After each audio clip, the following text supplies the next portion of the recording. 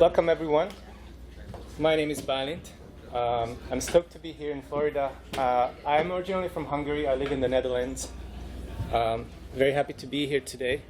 On the internet, I use this nickname Balint Brews because I brew coffee and I brew software. And the software I've been brewing for 1.5 years now is Drupal Canvas. I am the technical lead of the JavaScript code components in Canvas.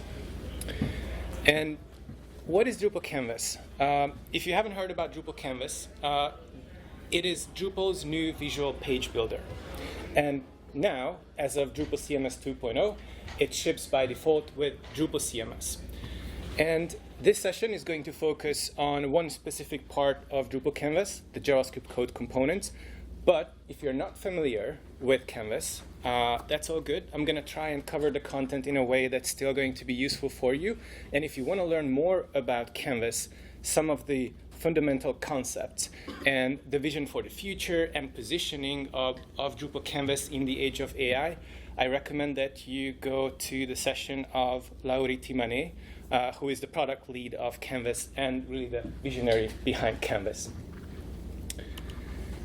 So Canvas has a component architecture, which is important to understand for this session. And the idea here is that there are different kind of component sources, and all of them make it to your component library within Canvas. And you can use any of those to build your UI, build your pages, build your content templates within Canvas. We have single directory components, which have been in Drupal core for a while. So of course, Canvas can work with them. And we have blocks, which are useful if you still want to run dynamic PHP code to render your output. And then we have the topic of this talk, JavaScript code components. They all play well together in Canvas. And the developer experience that we are aiming for when it comes to JavaScript code components, what we have today is we have a built-in code editor right in Canvas. So you don't need to set up anything. You just install the Canvas module, and you can write components in React and Tailwind CSS. And the compilation for React runs in the browser using WebAssembly, and the Tailwind CSS build also runs in the browser without any setup using WebAssembly. It's our own custom solution for Canvas on top of Tailwind. And from that on, we would like to move on to a developer experience that allows you full flexibility. We don't want you constraining people typing in a browser if they don't want to. So we offer tooling for local development environment. We want to be able to easily scaffold code bases using different kind of starter templates. And we want to offer utility functions and components that work both in a local environment and in Drupal Canvas. And linting rules using ESLint to make sure that your code will work in Drupal Canvas. And a Vite plugin, which is some convenience around Drupal Canvas. And I would like to start by showing you how it looks like when I scaffold a new code base. So I'm going to copy this command here, and I'll open a new tab and just run it here. So I'm starting a completely new code base. Why is that? The idea here is that you can have a completely separate code base from your Drupal code base just to manage your UI components. You can, of course, manage it as part of your Drupal code base if you want, but this tool gives you the option to scaffold a completely new repository. So I'm going to name that for this presentation Drupal 26. And you get to choose a template to scaffold your repository. So Acquia Nebula is the official recommended one. It is what we use in Acquia Source. And there is this template that I've been working on. So which one would you like to see? Starter. All right. I'm going to go with that one, and I will pretend that the other one would have been an option, because this is the demo that I prepared, obviously. And right off the gate, I'm getting asked, because my template contains a folder named .agent, I am getting asked what kind of coding agents I would like to use. The reason for that is not every coding agent has standardized on this directory, which is .agents/skills. So if you're not using one of these that are up here, we will set up a symlink for you, and hopefully more coding agents will adopt this standard. But my choice of coding agent is Cursor, and I'm going to go ahead with that. And I am getting all my dependencies installed with npm for this repository for me. Hopefully that works over the hotspot that I have, and it did. And now I get to see the code that I have. And first thing I want to show you is that we set up a new commit, initialize the code base using the Drupal Canvas create CLI tool, which I just ran. And even in the package.json file, we changed the name based on what name you added. And of course, we set up the symlink that I mentioned. So I'm going to open up Cursor to start working with this code base. And the first thing I want to show you is how the components are all added here in an SRC folder. And let's open up Hero, the Hero one. And this is the JavaScript 5 for it. This is plain JavaScript. We are going to introduce TypeScript support very soon, but for now it's JavaScript only. And you can see that there are some packages that you can import. I'll talk about those later a bit. And then we have a component.yaml file, which if you have written an SDC before, this is exactly that. It's a subset of the SDC metadata schema, because we don't support 100% of what SDCs can do yet, but everything is here that Canvas can support. So this is exactly how you would assume with an SDC. You don't have to learn anything new. And one more thing I would like to point out is that we have Tailwind CSS utility classes in this React component, so you get to use that out of the box. So how do we look at this component? You may have noticed another folder here, which is important. It's called Stories. And for every one of these components in this UI kit that I wrote, there are stories. And these are for Storybook. If you're not familiar with Storybook, it is the best way to develop UI, especially in the JavaScript world. It's native to the JavaScript world, and it will be a local environment that is great for development, or you can even deploy a static version of your UI library, and you get a nice presentation of every one of your components. So let me show you how that looks in this environment. I'm going to just run npm run dev. This will run my Storybook instance. And this is how that looks. I created an example story to show an entire page built with these components. But you get individual components. You can test out the dark version of them if you want to. You have everything in this Storybook library.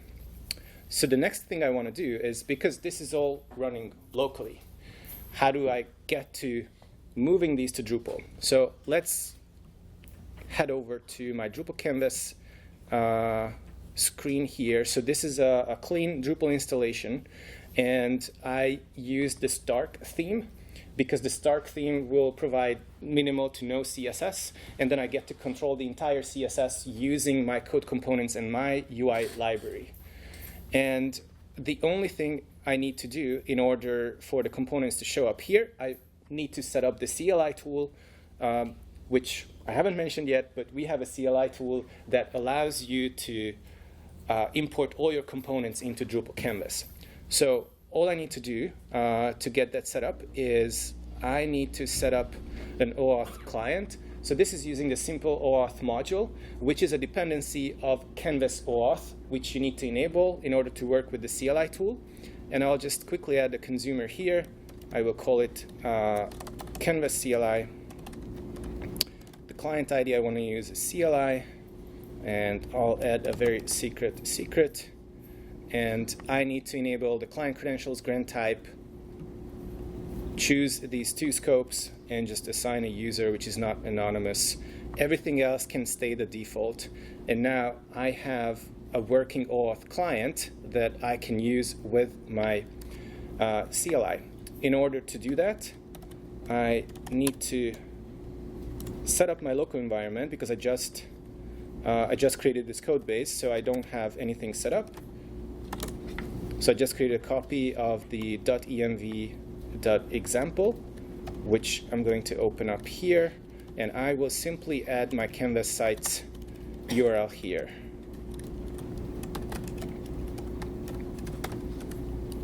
And the client ID and secret are the ones that I entered. This I don't need to change because this is already set up for this repository. This is the component directory. This is a single directory where you need to put all your components. And once I'm done with that, I'm actually ready to send some components to Drupal. So let's look at how that looks. In this repository, the CLI tool is already installed, but it's a standalone package in NPM. You can install it anywhere. And I'll just hit npx canvas upload, select all the components. I could select some individual ones if I want. Of course, I want the global CSS, which will contain a Tailwind build. And I'll just hit enter, and I will sync all these components to my Canvas site. And then I open up Drupal Canvas here. Let's work on the home page. Still empty, but now I have components in my library. So I can add them here, and they will look exactly the same as they did in Storybook. So I have all that working here. So what can I do here is I can change the inputs of my components. For example, I can change this image. This is a prop that I'm changing here, so I just use the media library. This is built into Canvas. So Canvas provides this drag and drop UI for all my components that I just created. I could update all these prop values, and then I get the changes here, and that's how I get to build my landing page. I can also open up the in-browser code editor, which will give me a preview right here. So I make this a little bit bigger. And the preview here that I'm getting is not tied to my content. So that's why I'm not getting the image here, because that's always just provided on the fly for the component. And we have this nice way of working. We use the service placehold.co, and we generate the right-sized placeholder images for you. So let's take a look at the markup that we have for this image. So you can see that it's an image tag and single SRC attribute. So that's not really great because this image can get really big. We're not getting it optimized, and then we're going to have some performance issues.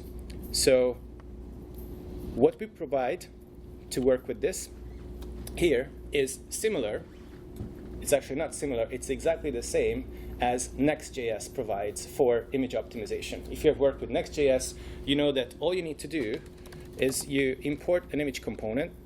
Right now, you're importing it from Drupal Canvas, not from Next.js, but we actually published this on NPM called Next Image Standalone, which is we extracted the Next.js implementation and removed all the Next.js specific parts and all the backend parts that we don't need. And now I can locate the image tag here, and I simply put that in. So it's a drop-in replacement. And you can see that the size already changed here because we have this logic set up that generates different kind of sizes for my SRC set attribute. But it's actually much better to look at it in the proper Canvas preview. So let me show you how that looks. Making that a bit bigger.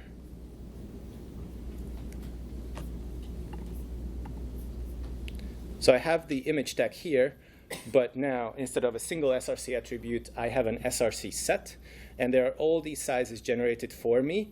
And if you actually look at the URL, let's see if I can locate one. It is using an image style. It is using Drupal core's image generation pipeline. It is using an image style called Canvas parameterized width. And we are dynamically passing the sizes that we want to generate. So this is a no setup way, no configuration way for you to get started with image optimization. And now I could get in and add a sizes attribute to tell the browser which one to pick. For example, this image is constrained in its width, so I could narrow it down, but that's just standard HTML. So I'm not going to bother with that now. So I just made those changes in the in-browser code editor, and if I go back to my code base and open up the hero component,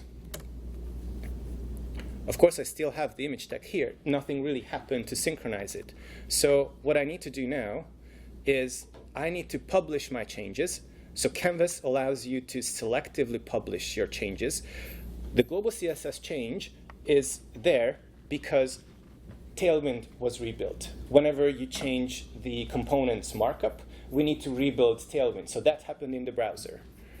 And so, of course, we need to publish all these changes now. And once I do that, now instead of the upload command, I'm going to hit download, and it will list all the components from my Drupal site. And I'm going to pick hero, and I'm going to download. It is telling me that my hero directory locally is not empty, and if I'm OK with overriding it, which I am. And now, if I go back to my editor, my image tag is updated here. So you have just seen a full cycle of syncing the components to Canvas, making some changes in Canvas, which was quick to do with the in-browser code editor, but also making those changes back to the local code base.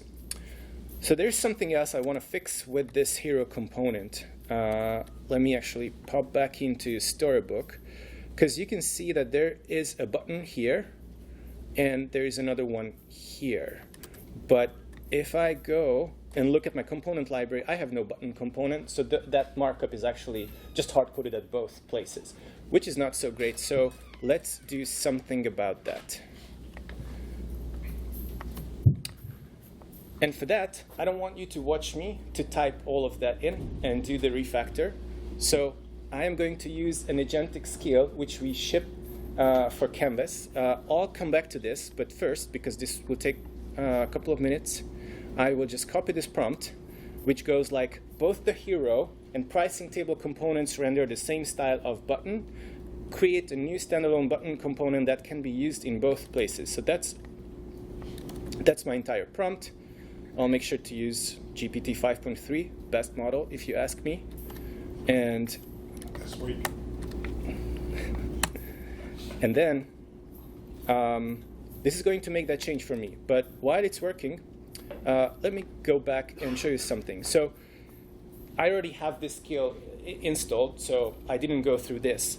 But this is the way. If you have an existing code repository, this is the way to add that skill. And this is a package in NPM that Vercel maintains. So let me show you. This is the skills.sh open agent skills ecosystem. And it's really smart because if you run that command, npx skills add, and then just add your repository's shortened URL, shortened path on GitHub, that's how you tell skills.sh that repository exists. And once people start downloading it, it will show up here. So I can actually search for Drupal Canvas here. And then I have all these skills. And let's open up the Canvas component definition, probably our most important skill. And this just tells the agent of the entire structure of what a code component is. And it links to the repo, and it gives you a direct command to just install this one in particular. So I think this is a really cool ecosystem to be in. And while we did that, the agent is still working. And while it's doing that, I want to show you how we make sure that the output is going to work in Canvas, because there are still certain rules that you need to follow in order for these components to work in Canvas. There aren't really many, but the ones we have, we expose them as an ESLint config. So this is my ESLint config.js file, and I import from this package that we published on NPM again, so you can install it in any kind of project you're working on. And we just pull in the recommended set of rules from here. So that's going to give us React accessibility, the React hooks, ESLint rules. So some of the stuff that we recommend you to install in any site. There is a required set as well. So the recommended is a more extended version of the required set. And the required one is we always run that before the upload command. So it's not optional. You can't really skip it, because if the required set, if that fails, then the components will fail in Canvas. We are going to loosen up all the requirements that you need to follow in order to work with code components. But right now, there are just a few rules you need to follow. OK, so let's see what my agent did. So I'm going to just quickly open up the diff. So we got a new button component that looks really cool. It imports the CN utility from Drupal Canvas. If you have worked with shed CN UI, this is exactly that, the CN utility function that shed CN UI works. So we built that in, which is really, in the background, it's the Tailwind merge function that it calls, and the CLSX function that it calls, so that all these class names are nicely merged in together for you. So I have a new button component, and I think this is really always my favorite part. So the agent just finished working on this, and it just asked me if I want to upload these components to Canvas. And I can just say, yeah, go ahead. And it will use the skill, the agentic skill that we published on how to upload components to Canvas, and it is doing it now. There is still a chance that this fails, because we don't validate the component.yaml file full schema locally, because Drupal does that for us. But if the upload fails, the agent will iterate and fix the errors, because we made sure that if the upload fails, then the agent will get meaningful errors on how to fix those. So I got these components in Canvas now. My agent just uploaded them. Let's exit this preview and open it up, and I'll refresh the screen, and I have the button component, which, if I want, I could now refactor this component. So instead of these props, I could have this as a slot, and so the slot would allow me to drag in any kind of component. So right now, it's always assumed that there is a description. You see this prop here, and then there will be a button. And in the background, this button component will import from another component. So this, imagine as if you are embedding a Twig template in another Twig template, but it's not exposed, not necessarily embedded as an SDC. So that's what happens here.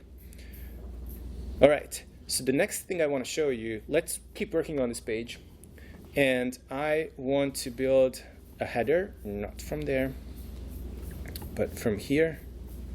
And in this header, I'll just quickly drag in my logo, and I'll quickly drag in my navigation component. So let's look at the navigation component a little bit. This is hard coding these, which is not great. I already set up some menu items, exactly the same menu items in my Drupal site. So I want this component to use those. The way to do data fetching in Canvas Code Components is via JSON API. So that's what I'm going to do here. And instead of pretending that I can ever remember the syntax, I will just open up, this is the user documentation for Canvas, and I'll go to data fetching, fresh data fetching, and I'll open up the examples. And the second example we have, there you go, using the JSON API menu items module, which I already installed in my environment. So what I can do from here, I just copy this top bit, I'll paste it into my components, and I'll come back for the rest. So let's start unpacking this a bit. We are importing JSON API client from Drupal Canvas. Now, JSON API client, it is the Drupal API client. It exists as a standalone package, which is awesome. What we do here, you might notice that as we instantiate the JSON API client here, you normally have to pass in a base URL. So we wanted to make that a bit more convenient. There is no need for that. We wrap the JSON API client, and we configure the base URL for you. So you don't need to do any additional code here. And also, it's very convenient to work with a JSON serializer or deserializer to get data in a nicer shape. And in order to do that, we configured JSON-A as the default serializer on this client. So you get all that out of the box. We just save you some coding time. So let me go back and just copy the rest of this, and I'll explain what that does. So instead of this hard-coded stuff, I'll just paste this in. And so we use SWR. SWR is a data fetching library for React made by Vercel. And it stands for stale while revalidate, meaning that it locally caches some of the data for you, and it just has these nice features. And the other thing that we do via SWR when you use that, because we just say that, hey, this is the data fetching library you should use, even if you're not using JSON API client. And it works like this. You just pass a function, which in this case, the client get resource, which is for JSON API client, and these arguments will be passed to that function always. But if you use SWR, look at this UI here. We execute that request and show you how the fetch data is looking. So again, you can just see the shape of your data. I think it's a really convenient tool. And here, if I make this bigger, I get the same menu items here, except for now these are actually being pulled from Drupal, and I have the path aliases in the links, and everything is working that way. So let's publish this. And now I want to synchronize this to my local environment. So I'm going to hit download again, and I will sync the navigation component. And spoiler alert, this is going to fail because there's something I haven't set up in this repository, but I just want to show you how that looks. So it is telling me that it doesn't know about this package SWR. So, okay, that's easy enough. So I'll quickly install that. And once that's done, and I refresh, I'm getting a different error. My environment could not determine the site base URL for the JSON API client, which I just bragged about that we do automatically in the browser. So how do we do it here? This is where the Canvas Vite plugin comes into the mix. So I'm going to install that.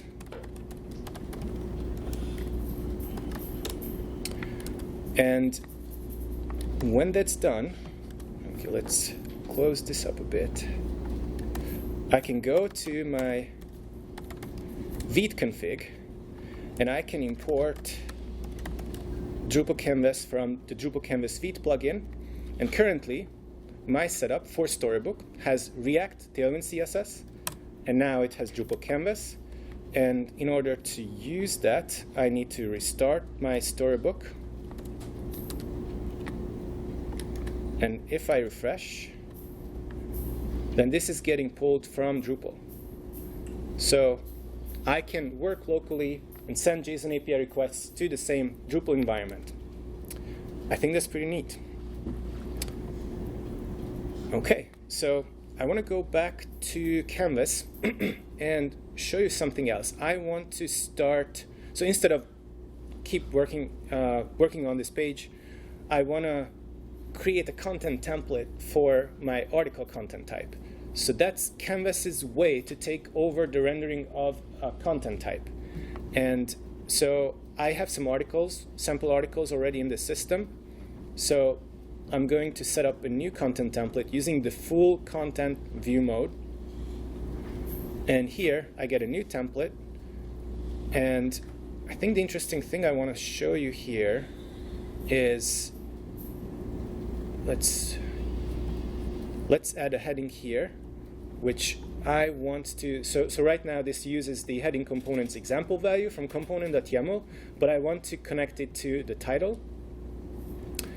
And now I get to switch between a few nodes that we list here and show how the output looks like. So next up, I want to add another section here, no background color for this one. And I want to render the body of this article. So this is the standard installation profile for Drupal. So it has a body field with a text format set up. and I want to render that body field, but I don't really have a good component here to do that. So I'm going to create a new one, and I'm going to call it prose.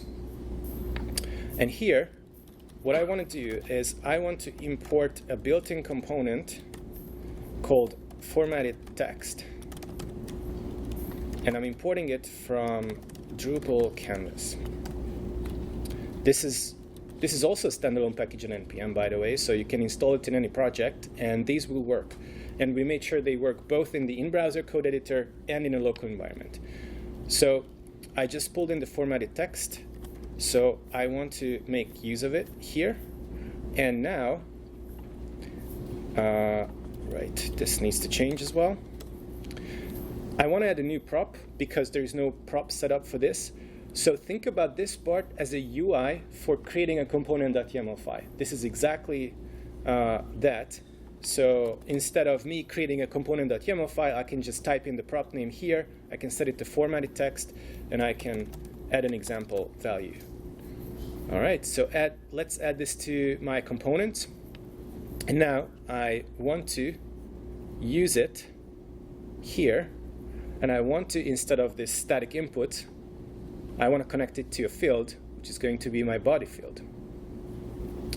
So this is how my content looks. And it's not really formatted. And it would take me forever to do that. But I still want to do it, but I'm going to take a shortcut. This is the Tailwind entry point CSS, if you will. And we now support the Tailwind CSS typography plugin.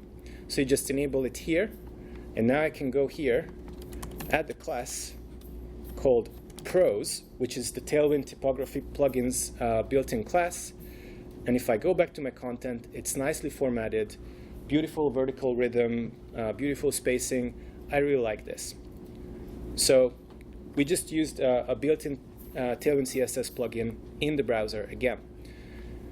So the last thing I want to do for articles is I want to add a new section. And in that section, I want to list more articles. That's a typical use case. So I don't really have a component for that. I'm going to add a new one. I will call it article list. And I will head over to the docs again and go to the examples. And the top one says fetching nodes with JSON API. I'm going to copy paste that. And I will get articles listed right away. So I want to make them look a bit better. So there is this neat little button here that allows me to import other components. So I don't have to type in the import statement. So I'm going to insert the grid component and the cart component that we have. So once I did that, I'm going to hop over here. And I'm going to just use the grid component with a content prop, which it expects.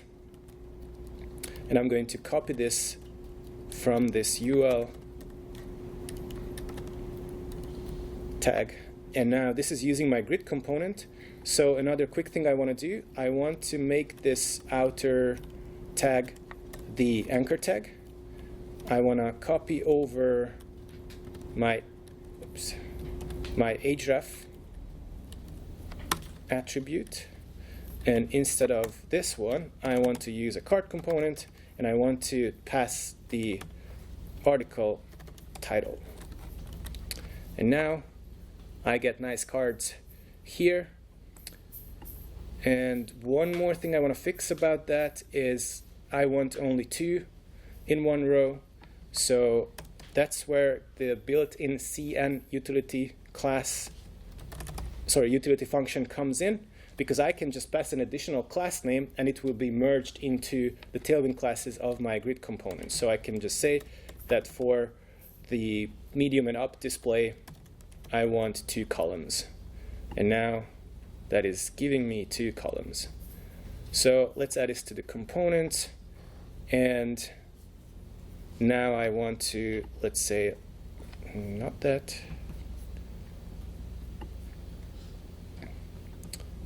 So this will be the more articles section. Let's use the dark variant. and I'm going to add my article list in here. Not the right slot. This is the right slot. So the last thing I want to fix with this is the article that you're looking at will also show up in this list because we didn't add any kind of filter for that. So how do we do that? I can import another utility function from Drupal Canvas called getPageData. And what this gives us is, among other things, it gives us a main entity, which is the main entity that is loaded currently if you're looking at an entity rendered page. And I'm going to import that from getPageData.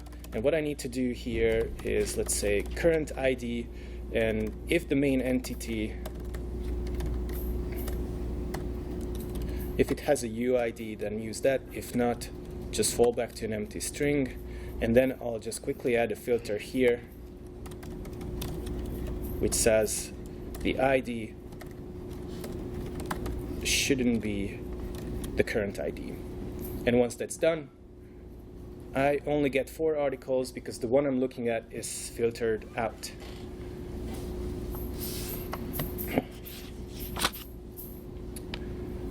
So that is how you build an article. You have seen how you can build pages, how you synchronize the components back and forth. And now I would like to talk about another concept, which is doing a decoupled front end with Canvas. And this is something I'm very excited about. If you think about how the content is being rendered in Canvas, or what happens when you edit it, the rendering part is really, there is this triangle here where you have the component library, there is the rendering logic that knows how to reach into the component library, take the rendering logic from there, and also based on a component tree, which is the data that expresses how your content looks like, how your page is built. So based on these 3 things, you get the output. Turns out, it's the same thing you need in a front-end code base. When you go decoupled, you still have a rendering logic in your front-end code base, you still have a component library there, and you need to know how the component tree looks like. So you need the spec for your content. All we need to do is we need to keep these 2 in sync, which you have seen how to do. You can use the CLI tool, sync back and forth, and then we can use the exact same components at both ends. And then the decoupled site needs to fetch the component tree. And there are existing solutions for that. That's how decoupled projects work. We have the JSON API module in core. You can enable the GraphQL module. You can fetch that data however you want, as long as you have the shared component libraries and you know how your component tree looks like, then you get a decoupled site. And if you're interested how this works a bit more in detail, I wrote this blog post, and I have a proof of concept for Astro, and I think I don't have time to show that for you now, but basically I have another Drupal site running here, which is fully built with content, and let's say that I quickly change this to a light variant, again, another Drupal site, Drupal Canvas site, so just made some content updates here, and let's switch over. This is an Astro site that I built, which implements that idea that I showed you. And this is still serving the old content because I haven't published anything. But now, if I go and publish, I head over here, refresh, and I get it updated. So this is a decoupled Astro site. And for decoupled, having the exact same components offered to your users on the drag and drop UI, I think that's really powerful. So I'm really excited about this. Again, check out this blog post, and I link to my proof of concept repository for Astro. It's not perfect, but it has the idea already implemented. Okay, so you have seen the good stuff. Hopefully, we have NPM packages for modern JavaScript tooling. We have the create, we have the CLI to get you started and synchronize. We have utilities in the Drupal Canvas package, main Drupal Canvas package. We have ESLint, we have Vite, and we have agentic skills. some of the bad stuff about code components I wanted to mention. And these are the ones that are coming soon. So right now, it's a bit bad, but we are working on it. So there is a somewhat rigid structure, which kind of looks like the single directory components. You always have to have an index.jsx file. You have to follow some rules. We have ESLint to help you with that, but still, it's not a fully flexible React code base, and we want to change that. We want to be able to discover Canvas code components in any kind of code base. And we want to make sure it supports TypeScript, and we want to make sure that you can import third-party dependencies, because that's not something you can do today. You cannot just pick a random package from NPM and import it. I mean, you can in your local code base, but once you push to Drupal Canvas, it won't work. But we are working on that. We have this meta issue going, and this is coming very soon. So some ugly stuff that's also coming, but it's a bit further down in the roadmap, server-side rendering. So I need to mention that all these code components that you saw, these are rendered in the browser. And actually, we have seen pretty good Lighthouse scores, even though they are rendered in the browser. But that's only going to work for some type of websites for now. This is coming, but it's coming later. And then the compatibility with Drupal themes. That one is a bit tricky, because if your Drupal theme is also providing styling, and then you're building Tailwind CSS on top of that, one of the biggest issues is that Tailwind 4 uses CSS cascade layers. And if your theme is not using cascade layers, then anything that's unlayered will take priority. So that's a big problem. And we have some plans. We have some ideas how to fix this. There's even an issue for the Tailwind CSS one. Right now, the workaround is that, and so I'm also a maintainer of Mercury, and in Mercury, we made sure that you can just copy-paste your main Tailwind entry point file into Canvas, and you are going to get duplicated Tailwind builds, but at least they're going to look the same. So that's where we are. If you really know what you're doing, you can do this, but it's not pretty right now. And then for image processing, we don't have focal point, for example, and some other needs. But I think the awesome stuff here is that we have a workflow to decouple the UI development. And what do I mean by that? I believe that oftentimes when people choose a decoupled front-end architecture, one of the driving forces behind that is that they want to compartmentalize the UI development. They want to use the JavaScript ecosystem. They want to be able to work with people who may not know Drupal and still want to deliver a nice UI. And what I'm saying is, with this workflow, you may not need to do that. Of course, I showed you how to do it with a decoupled front end. You can do it. But if you are able to write the code already in React, and if you're able to deploy it to Drupal with the CLI tool, then you may not need a decoupled front end. And this is battle tested in production. So code components have been in production on Acquia Source for a year now. And yeah, the React JavaScript ecosystem, I think if you get excited about that, then you get how awesome this is. And I want to close with this comparison between single directory components and JavaScript code components. And that acronym doesn't exist yet. I want to establish it because I'm tired of saying this. JavaScript code components is so long, so I'm going with this. So a quick comparison. If you think about the ecosystem you want to tap into React and JavaScript, you can do that with SDCs. Nothing stops you. You can still use JavaScript there, but it's kind of DIY, and it's not simple. With code components, it's native. When it comes to the Drupal core ecosystem, SDCs are first-class citizens, whereas code components is a fast-moving concept, sometimes scrappy. We move really fast. Again, it's production ready. It's been running on Acquia Source for a long time, but we still move fast. And it's just not the same experience as having something as first-of-a-class citizen as SDCs. When it comes to data fetching, SDCs don't help you directly, but because of how Drupal works and all the different caching layers, if you have really performant data fetching needs, it is the way to go today. Code components, well, we're using JSON API. Those will be additional requests. And we have plans to solve that. One of them is SSR, server-side rendering. But today, it's going to be additional requests. I mentioned SSR already. It's just the native way for SDCs by their nature. Decoupled frontend, SDCs cannot do that. I showed you that code components can. And the decoupled UI dev workflow is what I talked about, compartmentalizing your UI development. I think there are ways to do that with SDCs. You can even set up Storybook for SDCs. It's not trivial. It requires work, whereas it's very simple with code components. And then finally, the pre-training data of all the LLMs is just amazing for React.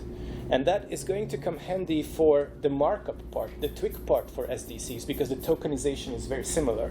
So for your markup, it's going to be great. But when it comes to the Twig functions, the Twig, all those Twig features, and especially the ones that Drupal core adds, the pre-training data is not going to be there. So I think, and also everyone is building these, every AI company is building these tools that by default generate React code for you. So it's just going to be a very different experience with LLMs. And the good news is that if you cannot choose, Canvas lets you mix and match. You can use SDCs and code components together on the same page. You can even embed them into each other using slots. So that's all there for you. And this is the content I had. Thank you so much for having me. I think I have maybe a couple of minutes for questions if we're okay to go over. But if not, just find me and I'm happy to discuss any of this.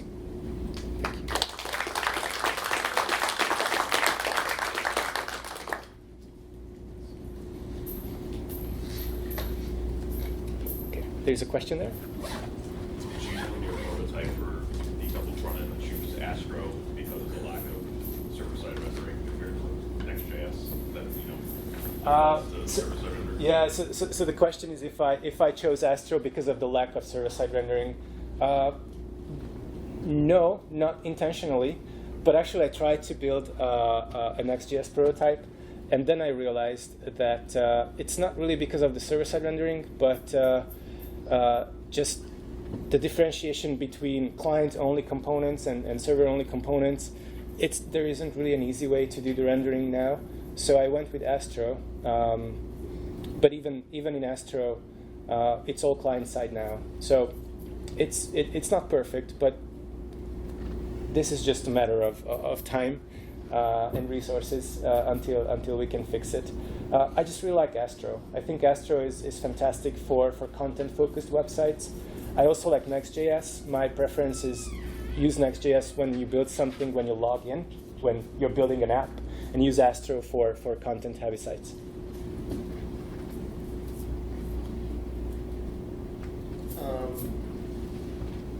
Is there any access to the Tailwind configs when you're working in this? Is there any access to the Tailwind? The Tailwind config? Oh, yes. So any access to the Tailwind config? Yes, it is the, let me go back here, and I'll just edit any code component. This is it. Okay. Because Tailwind 4 is configured via CSS. Yeah. So you could technically put some sort of prefix in there, right? Yes, you can do the prefix. We wanted to avoid the prefix because it's so nice to be able to copy-paste components from the internet. When you find Tailwind UI libraries or you use any kind of solution, and if you have the prefix, it kind of breaks the flow, but it is possible. And this global CSS file, it's here in the code base, so it's the same. Yes? Did you use content collections in Astro, or? The question is if I use content collections in Astro. No, it's just this, one single page. I hard-coded the UID of that page and just fetch that. But yeah, you could totally use content collections together with JSON API. It's probably a question for offline, though, but yeah. Yeah. Okay. Okay. So I think I ran out of time. Thank you so much again.